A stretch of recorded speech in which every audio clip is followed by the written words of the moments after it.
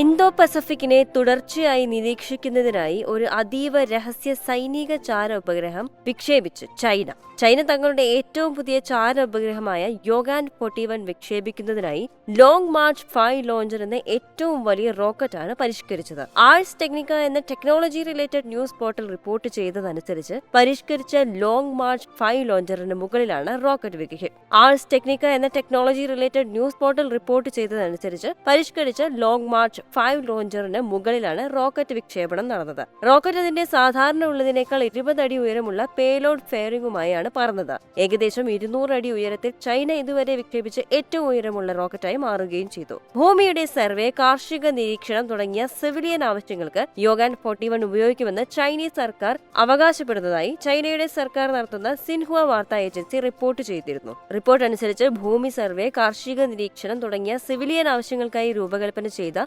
ഉയരത്തിലുള്ള optical remote sensing ഉപഗ്രഹമാണ് Yaogan 41. Ars Technica report ചെയ്തതനുസരിച്ച് ഉപഗ്രഹത്തിന് സൈനിക പ്രയോഗങ്ങൾ ഉണ്ടാകാമെന്നും സൈനിക ഉപഗ്രഹങ്ങളുടെ മറയായി ചൈനയുടെ ചരിത്രപരമായ യോഗാൻ എന്ന പേര് ഉപയോഗിച്ചിരിക്കാമെന്നും വിദഗ്ധർ അനുമാനിക്കുന്നു. യോഗാൻ 41ന്റെ പാത ഒട്ടുമിക്ക എല്ലാ മേഖലകളും സന്ദർശിക്കാൻ കഴിയുന്നതാണ്. ഇത് ഭൂമിയുടെ ഉപരിതലത്തിന്റെ ഒരു പ്രധാന ഭാഗത്തിന്റെ തുടർച്ചയായ കാഴ്ചകൾ വാഗ്ദാനം ചെയ്യുന്നുമുണ്ട്. പ്രത്യേകിച്ചും ഇന്തോ പസഫിക് മേഖലയെ കേന്ദ്രീകരിച്ചാണ് ഉപഗ്രഹ വീക്ഷണം.